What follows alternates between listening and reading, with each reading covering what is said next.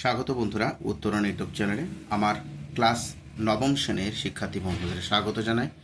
আজকে আমি এই ভিডিওতে 2026 রায়মার্টিন প্রশ্ন বিচিত্রা বাংলার যে সেটগুলো আছে প্রথম সেটটির উত্তর সমাধান করব। এমসিকিউ, এসএকিউ, সারাংশ এবং ভাবার্থ প্রশ্নগুলি। তো শেষ পর্যন্ত তোমরা ভিডিওটি দেখতে থাকবে। তোমরা প্রত্যেকেই জানো যে তোমাদের জুলাই মাসের শেষের দিক করে তোমাদের দ্বিতীয় পর্যায়ক্রমিক যে মূল্যায়ন 40 নম্বরে সেটি হবে এবং প্রজেক্ট যেটা আছে সেটি 10 নম্বর। বাংলা যে সিলেবাসটা আছে তোমরা প্রত্যেকেই জানো যে নব সৃষ্টি, আকাশে 7টি তারা এবং বাংলা শব্দভাণ্ডার, চিঠি, ভাবার্থ, সারাংশ, শব্দপদ, আবহমান, রাধারানী, বিশেষ বিশেষণ, সর্বনাম, বিস্তারিত আলোচনা এবং সহায়ক পাঠ বইয়ের মধ্যে গর্ভাস। 40 নম্বর প্রশ্নের প্যাটার্নটা দেখতেই পাচ্ছ। এমসিকিউ প্রশ্ন পড়বে, অতি সংক্ষিপ্ত প্রশ্ন আসবে এবং রচনাধর্মী প্রশ্নও কিন্তু আসবে। টোটাল 40 নম্বর প্রশ্ন হবে, তোমরা প্রত্যেকেই জানো। তাই আমরা এই প্রশ্ন বিচিত্রার যে প্রথম সেটটি আছে সেটা দেখতেই পাচ্ছ তোমরা। বালুরঘাট গার্লস হাই স্কুল, এখানে উত্তরগুলো আমরা সমাধান করব বন্ধুরা। প্রথম প্রশ্ন, একের দাগের সঠিক উত্তরটি বেছে নিয়ে লেখো। 1 তাহারা দরিদ্র কিন্তু লোভী নয়, মন্তব্যটি কার? এ পদ্মলোচনের, খ রুক্মিণী কুমার রায়ের, লেখকের, না রাধারানী মায়ের? প্রত্যেকেই জানো সেটা হচ্ছে অপশন ক, লেখকের। উত্তর হবে লেখকের। চলে যাব আমরা 1-2 থেকে। সারা রাত শূন্যস্থান দিয়ে আছে, স্বপ্ন এঁকে রাখে। শূন্যস্থানে বসবে ক আলোয় আলোয়, খ তারায় তারায়, গ মেঘে মেঘে, না ঘ ঘাসে ঘাসে? প্রত্যেকেই জানো সারাটা রাত তারায় তারায়, অপশন খ। চলে যাব আমরা 1-3 দাগের প্রশ্ন।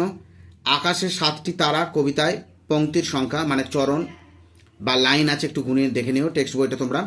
12টি, 14টি, 16টি, 18টি। এখানে তোমরা প্রত্যেকেই জানো যে 14টি লাইন আছে। চলে যাচ্ছি 1-4 দাগের প্রশ্ন। চিলিয়ান জাদুকর আরগাসের পাখির খেলায় হাঁস, কাকাতুয়া, পায়রা, মোরগ, সারসের সঙ্গে ছিল কি? 1 ঝাঁক টিয়া পাখি, 1 ঝাঁক কাক, 1 ঝাঁক হামিং বার্ড, না 1 ঝাঁক মুনিয়া? উত্তর হবে গ 1 ঝাঁক হামিং বার্ড, অপশন গ। চলে যাচ্ছি পরের প্রশ্ন। আইন ও রিক্সা শব্দ দুটি যথাক্রমে পর্তুগিজ ও আরবি, খ তুর্কি ও ওলন্দাজ, গ ফরাসি ও জাপানি, ঘ রুশ ও চীন? দেখো এই ধরনের প্রশ্নগুলো তোমাদের সেকেন্ড ইউনিট যে পরীক্ষা হবে দ্বিতীয় পর্যায়ক্রমিক মূল্যায়ন আসার সম্ভাবনা প্রবল। তাই এমসিকিউগুলো অবশ্যই তোমরা খাতায় টুকে রাখো প্রশ্নগুলো, এসিকিউগুলো। এখান থেকে ভাবার্থ বা সারাংশ কিন্তু কমন পেয়ে যেতে পারো এবং 9টি সেট আছে বাংলার। তাহলে এখানে হবে দেখো আইন, এটা জানো এটি ফরাসি শব্দ, এবং রিক্সা জানো এটা জাপানি শব্দ। তাহলে অপশন গয়ে আছে দেখো, ফরাসি এবং জাপানি। চলে যাচ্ছি পরের প্রশ্ন। প্রত্যয়ের কাজ কি? নতুন ধাতু তৈরি করা, না প্রত্যয় ধাতুর পরে বসে এবং শব্দের পরে বসে এবং নতুন শব্দ গঠন করে? তাহলে কি হবে? নতুন ধাতু তৈরি করা, না নতুন পদ তৈরি করা, না নতুন ক্রিয়া তৈরি করা, না নতুন শব্দ তৈরি করা? অবশ্যই সেটা হচ্ছে নতুন শব্দ তৈরি করা, অপশন ঘ। 1-7 বিজয়ী সেনাদল রাজধানীতে ফিরছে। সেনাদল হলো কি? সংজ্ঞাবাচক বিশেষ্য, শ্রেণীবাচক বিশেষ্য, সমষ্টিবাচক বিশেষ্য, না ভাববাচক বিশেষ্য? বিজয়ী সেনাদল, সেনাদল কেন জানতে? সেনাদল মানে হচ্ছে গ্রুপ, আর্মি যে গ্রুপ থাকে সেটা সমষ্টিবাচক। তাহলে এটা কি? সমষ্টিবাচক বিশেষ্য, অপশন গ হবে। চলে যাচ্ছে মিনি। এই ইংরেজি উপসর্গটি যে অর্থে ব্যবহৃত হয়, মিনি আমরা বলি না মিনিমাম, ম্যাক্সিমাম, সে মিনি ইংরেজি উপসর্গটি কি অর্থে ব্যবহৃত হয়? ক্ষুদ্র অর্থে, অর্ধ অর্থে, নিন্দা অর্থে, না প্রধান অর্থে? অবশ্যই মিনি মানে হচ্ছে কি? ক্ষুদ্র, ছোট। তাহলে ক্ষুদ্র অর্থে। এবার চলে যাব বন্ধুরা আমরা 2 দাগের কম বেশি 15টি শব্দের নিচের প্রশ্নগুলি উত্তর দাও। 2-1 প্রশ্ন কি আছে? আকাশে 7টি তারা কবিতায় কিশোরীর হাত ভিজে কেন? ভিভিআর প্রশ্নটি দেখে নাও, উত্তর খুব সংক্ষেপে লিখে আসবে বন্ধুরা। উত্তরগুলো দরকার তোমরা খাতায় টুকে নিয়ে রাখো। 2-1 থেকে প্রশ্ন। আকাশে 7টি তারা কবিতায় চাল ধোয়ার ফলে কিশোরীর হাত ভিজে ও শীতার্ত।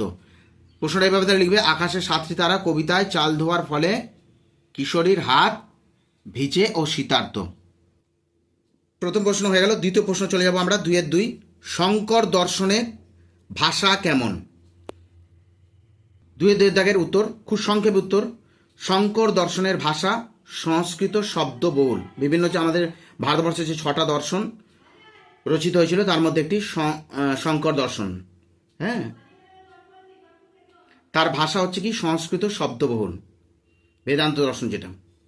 চলে যাচ্ছি 2-3 দাগের প্রশ্ন। কি বলা হচ্ছে? মিস ম্যাকলাউডের সম্পূর্ণ নাম কি? উত্তর দেখিয়ে দিচ্ছি, দেখে নাও। 2-3 দাগের উত্তর, মিস ম্যাকলাউডের সম্পূর্ণ নাম ছিল মিস জোসেফাইন ম্যাকলাউড। উত্তরটি লিখে রাখবে, ভালোভাবে বানানগুলো দেখে নিও। চলে যাচ্ছি এবার 2-4 দাগের প্রশ্ন। কি দেওয়া আছে দেখে নাও। দারুণ প্রশ্ন, দারুণ, আসার সম্ভাবনা, সেকেন্ড ইউনিটে আসার সম্ভাবনা প্রবল। রুড় বা রুড়ি শব্দ কাকে বলে? উদাহরণ দিয়ে বুঝিয়ে দাও। দেখে নাও উত্তরটি। 2-4 দাগে, যে সমস্ত সাধিত শব্দের ব্যুৎপত্তিগত অর্থের সঙ্গে প্রচলিত অর্থের সম্পর্ক প্রায় নেই বললেই চলে, তাদের রুড় বা রুড়ি শব্দ বলে। যেমন হচ্ছে হরিণ, একটি শব্দ, এর দেখো ব্যুৎপত্তিগত অর্থ হলে হরযুক্ত ইন। হর মানে কি? হরণ করা। তাহলে যে হরণ করে তাকে কি বলে? হরণকারী। তাহলে হরিণ শব্দের ব্যুৎপত্তিগত অর্থ হচ্ছে হরণকারী, কিন্তু প্রচলিত অর্থ আমরা কি বুঝি? হরিণ মানে মৃগ বা পশু বিশেষ, বনের পশুকে বুঝি। ঠিক আছে? তাহলে যে সমস্ত সাধিত শব্দের ব্যুৎপত্তিগত অর্থের সঙ্গে প্রচলিত অর্থের প্রায় সম্পর্ক নেই, সেই ধরনের শব্দকে রূঢ়ি শব্দ বলে। হরিণ, তাহলে ব্যুৎপত্তিগত অর্থ কি? হরণ করা, যিনি হরণ করেন, হরণকারী। কিন্তু প্রচলিত অর্থ কি? মৃগ। দুটো আলাদা, কোনো সম্পর্ক নেই। চলে যাচ্ছি পরের প্রশ্ন, 2-5 দাগের প্রশ্ন। 2-5 দাগের প্রশ্ন কি বলা হচ্ছে? কৃত তদ্ধিত প্রত্যয়ের পার্থক্য লেখো। ভিভিআই প্রশ্নটি আসার সম্ভাবনা প্রবল। 2-5 দাগের প্রশ্ন, কৃত প্রত্যয় ধাতুর শেষে যুক্ত হয় আর তদ্ভুত প্রত্যয় শব্দের শেষে যুক্ত হয়। উদাহরণ দিয়ে দেবে। পা যুক্ত অক, পাঠক, পাটা হচ্ছে ধাতু আর অক হচ্ছে কৃত প্রত্যয়। ঢাকা যুক্ত আয়, ঢাকা হচ্ছে একটি শব্দ, শব্দের শেষে যুক্ত হয়েছে আয়, তাহলে কি হলো? ঢাকায়। সংক্ষেপে লিখবে বন্ধুরা। চলে যাচ্ছি 2-6 দাগের প্রশ্ন। 2-6 দাগের প্রশ্ন, ভিভিআই, বাক্যে প্রয়োগ করে উদাহরণ দেওয়া অনুকার অব্যয়। ভেরি গুড, ভিভিআই, বাক্যে প্রয়োগ করে অনুকার অব্যয়। জানো যে বিভিন্ন যে অব্যয়ের শ্রেণী বিভাগগুলো আছে ব্যাকরণে, দেখে নাও। যেসব অব্যয় কোনো বাস্তব শব্দ, ধ্বনি বা অনুভূতির অনুকরণে গঠিত হয়, যেসব অব্যয় কোনো বাস্তব শব্দ, ধ্বনি বা অনুভূতির অনুকরণে গঠিত হয়, সেগুলোকে অনুকার অব্যয় বলে। যেমন হচ্ছে শোঁ শোঁ করে বাতাস বইছে, শোঁ শোঁ করে বাতাস বইছে। চলে যাচ্ছি 2-7 প্রশ্ন। কি বলা হয়েছে?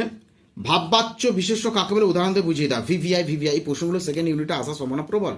কোনো কোনো স্কুল কিন্তু এই প্রশ্ন বিচিত্র থেকে প্রশ্ন করে বন্ধুরা, তাই তোমরা যদি উত্তরগুলো টুকে রাখো অবশ্যই তোমাদের সুবিধা হবে।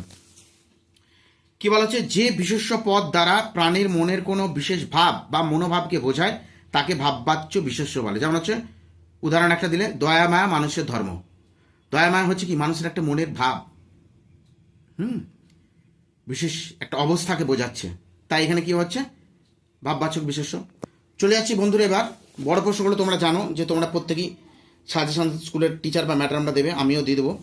সেখান থেকে তোমরা বিভিন্ন সহায়ক বই থেকে বা প্রাইভেট টিউটরে তোমরা যারা এখানে পড়ছো তাদের কাছ থেকে পেয়ে যাবে। এখানে আমি উত্তর করাবো 7-1 দাগে ভাবার্থর উত্তরটা আমরা করে দিচ্ছি। এখান থেকে 9টা সেট আছে, 9টা সেট থেকে ভাবার্থ সারাংশ করে গেলে তোমরা নিশ্চিত মন্তব্য কমন পেয়ে যেতে পারো বন্ধুরা। যেগুলো দেওয়া হয়েছে প্রশ্নগুলো খুবই গুরুত্বপূর্ণ। ভাবার্থটা দেখে নাও, দরকার স্ক্রিনশট নিয়ে নাও। ভাবার্থ লেখেও, পরকে আপন করিতে প্রতিভার প্রয়োজন, অন্যের মধ্যে প্রবেশ করিবার শক্তি এবং অন্যকে সম্পন্ন করিবার আপন করিয়া লইবার ইন্দ্রজাল, ইহাই প্রতিভার নিজস্ব। ভারতবর্ষের মধ্যে সেই প্রতিভা আমরা দেখতে পাই।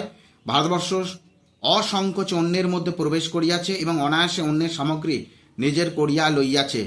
বিদেশী যাহাকে পৌত্তলিকতা বলে, ভারতবর্ষ তাহাকে দেখিয়া ভীত হয় নাই, নাসা কুঞ্চিত করে নাই। ভারতবর্ষ পুলিন্দ শবর ব্যাধ প্রভৃতিদের নিকট হইতে বিভৎস সামগ্রী গ্রহণ করিয়া তাহার মধ্যে নিজের ভাব বিস্তার করিয়াছে, তাহার মধ্য দিয়াও নিজের আধ্যাত্মিকতাকে অভিব্যক্ত করিয়াছে। ভারতবর্ষ কিছু ত্যাগ করে নাই এবং গ্রহণ করিয়া সকলই আপনার করিয়াছে। তাহলে ভাবার্থটা, মূল ভাবটাকে সেখানে তুলে ধরবো। এই দেখো ভাবার্থটা কি লিখেছি? মানুষ আপন প্রতিভার গুণে পরকে করেছে আপন। অতীত ইতিহাসে এই গুণের প্রকাশ সর্বত্র। ভারতবর্ষ ত্যাগ না করে গ্রহণ করেছে এবং অপরের সামগ্রীকে নিজের বলে মেনে নিয়েছে। ভারতবর্ষের এই ঐক্যবোধ ভাব সমাজ ও ধর্মাচরণে প্রকট। ভারতবর্ষের এই সমতাবোধ তাদের কর্মে বাণীতে প্রেমে প্রকাশিত। সংখ্যা লিখবে।